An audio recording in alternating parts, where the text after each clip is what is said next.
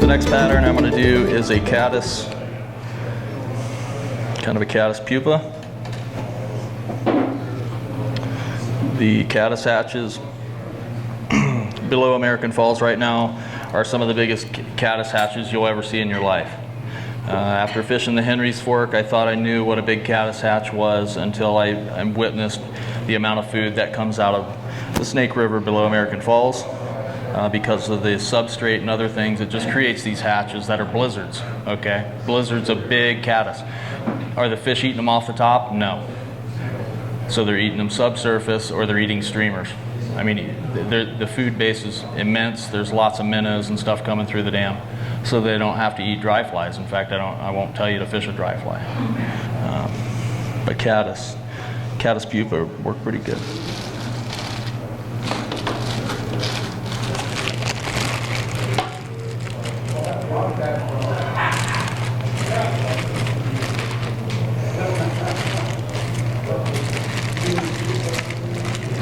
For this fly, the hook type is a basic scud. I'm using Allen N203s. This is a 2X heavy hook.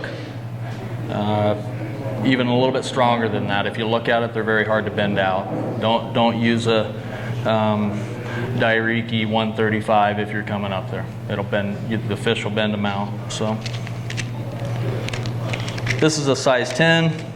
I'm going to throw a tungsten nymph eyes on there. The size of that is also 1/8 inch. I think you'll notice if you come fish this portion of the Snake below Idaho Falls, below American Falls Dam, you'll be able to get away with bigger flies. You don't need to bring 18s and 20s and 22s. Bring 12s and 14s. 14's the smallest that I'll go. And that's when it's kind of picky in the middle of winter. The fish are being a little more selective. I'll use a 14, but a lot of times 12s work just fine. Is this the fly you call the greasy midge? It's not. This one is not on there. It's not on the sheet. The greasy midge is bomber, and it's also a 3-minute tie. It's a zebra midge with one added step. It's got some like red holographic stuff wrapped up before you do the wire step. I'm going to use black 140 thread.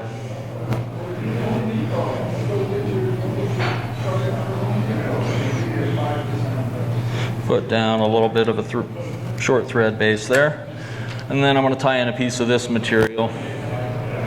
It's something new that I've started using. Our fly shop carries it in Pocatello. It's called Scud Skirt.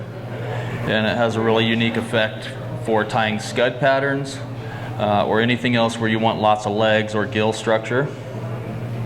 I only need about 4 inches of this material, and you can see it has lots of barbs on both sides. What I'm going to do to the tie-in spot is actually snip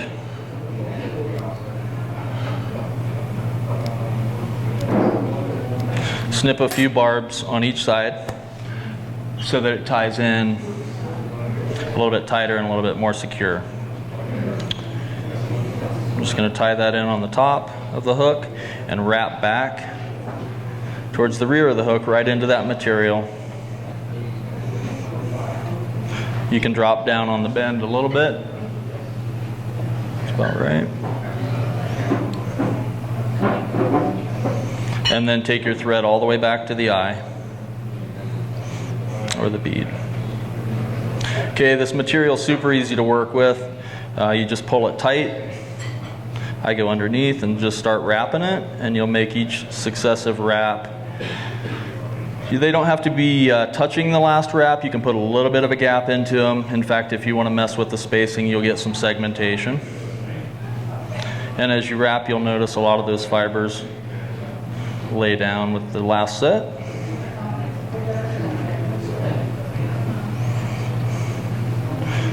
And I'm going to go all the way up to the set of eyes. One last wrap. It's a very tough material too. You'll like tying with it. Do a couple locking wraps. Get rid of the excess. That in itself looks pretty good. You can take some marker to it, which I'll do in a second here. In fact, it takes color really well. The two colored markers that I'm going to use are brown and olive. These ones are Prismacolor, but Sharpies work great. And I'm just going to take and color that material green.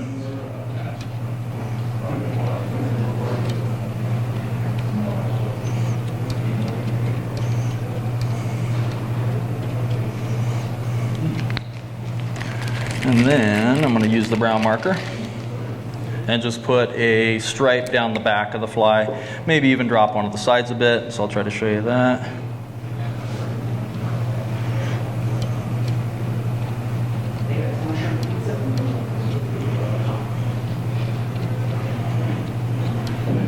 What kind of bead was that again, please? The bead on this are tungsten nymph eyes. Black, this one's black nickel. I prefer the brown. I just ran out of them. The flies that I'm passing around have some brown on them. They're the little tungsten bead with the two little dots that come off the side. Good for caddis patterns or stonefly patterns. So I'm just coloring the top and a little bit down the side with brown, and then you get a little bit of a two-tone effect there with the brown and olive.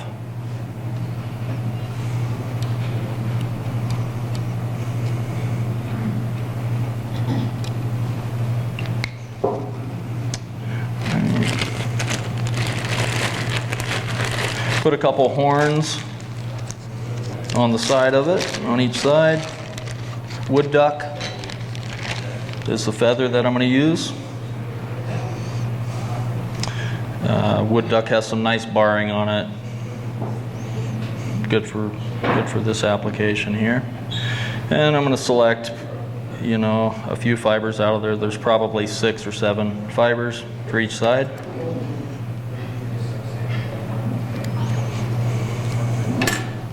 And I'll tie each side in separately.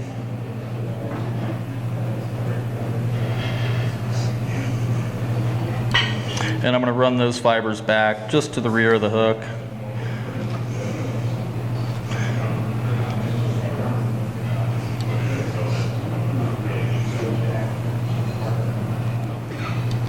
Cut out that extra wood duck, and then do the same thing on the other side.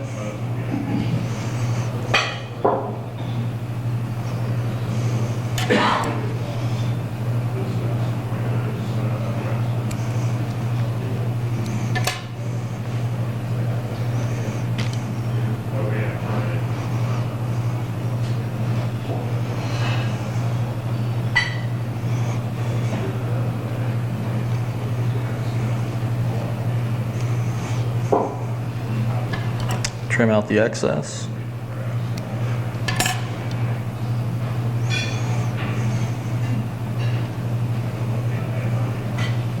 Give it a whip finish.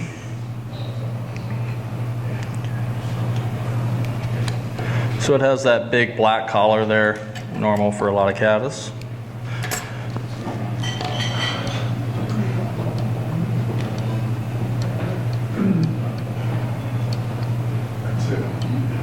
The last step, got one more step here. This one's actually pretty easy. It looks like an intricate pattern, but it's not. The steps are all fairly easy. Once again, the scud skirt's so easy to work with. If you tie a lot of scud patterns, you'll be glad you tried it. Then I'm going to use some UV fly paint orange and put a little bit of a color down its back. Put that in there without shaking.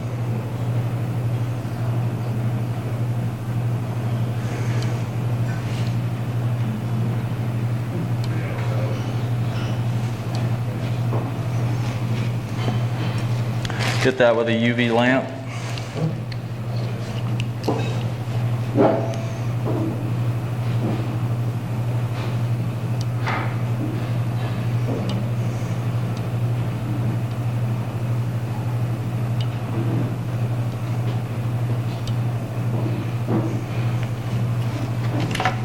and that's it. Pretty easy. It's very realistic, and there's not a lot of work to it. So I'm actually willing to do this one with that.